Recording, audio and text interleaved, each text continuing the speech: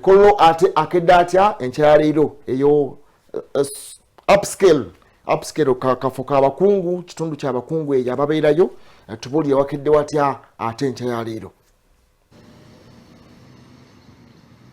Ya neyanza nnyo neyanzege abagenda maaso n'okulaba Assault TV enkya ya leero nammwe abali mu studio nembalamusaako anyo nyene ddala neŋŋamba abatuuze abawangalira Kololo naddala abalinaanye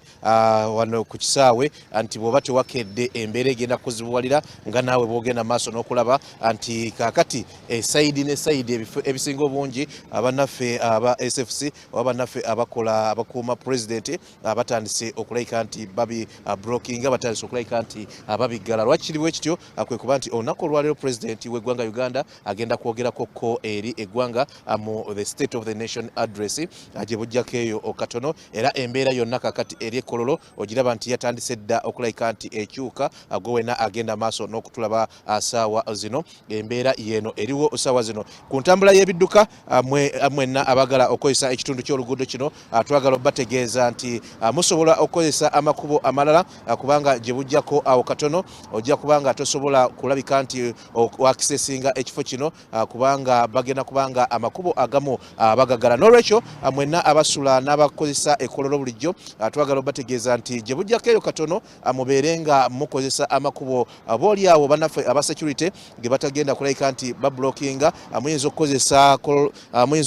Lugogo bypass ne mubanga mutambula nga bwe mwagala muyinza n'okukozesa ate ekitundu kiri ekya Kira Road kubanga eno waliyo emikolo egigenda okubeerayo olunaku olwaleero n'olwekyo muyinza okutataganyizibwa mu ntambula yammwe olunaku olwaleero nga bwe twagala okubalaga okuvira ddala kaakati ku makya nti ne gye buli eno kaakati tukyali mu ssaawa emu olaba nti jaamu atandise akitegeeza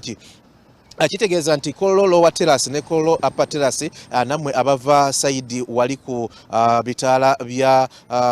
ku Yusufulule muyinza okuba nga temusobola kwakisesinga ate kuyitira ddala wano gye bujjako ne mu kiseera kino kubanga embeera ey'okwetegekera olunaku olwaleero gye mugenda maaso n'okulaba nga ate etandise okulabika nga yeeyoleka kubanga pulezidenti w'eggwanga Uganda agenda kwogerako eri eggwanga mu the state of the nation address buli omu gye yeesonga olunaku olwaleero yembeera gye twagadde okubalagako mumanye butya bwe munatambula mumanye ki ekiri eno kubanga abamu oba oli abatakozesa kitundu kya luguudo kino muyinza okkeera ne mwebuuza nti ki ekiri eno nedda olwaleero pulezidenti lwagenda okwogerako eri eggwanga era mulaba nti enguudo jaamu yatandise dda okukwata kubanga enguudo ezimu muyinza obutasobola kuzakisesinga kati bayinza okubakkirizaako akatonotono naye tulaba nti ate bannaffe aba SFC abagenze mu maaso n'okutekinga positions mu bifo ebyenjawulo n'okulabika nti oba oli awo ate bablockinga entrance ne exits ezimu abali mu studio yembeera eri Kololo mubeere bezi ku Assault TV tubasuubiza nti olunaku olwaleero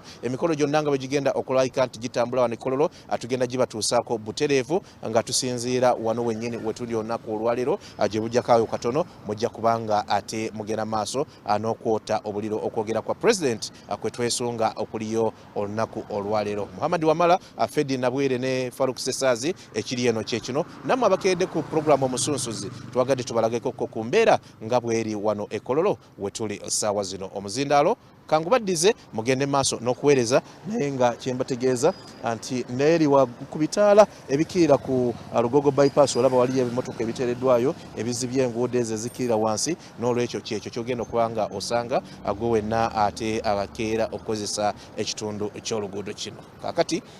omuzindaalo kangubaddize mugende maaso n'okuweereza tujja kuba tuddingana gye bujjakawo katono.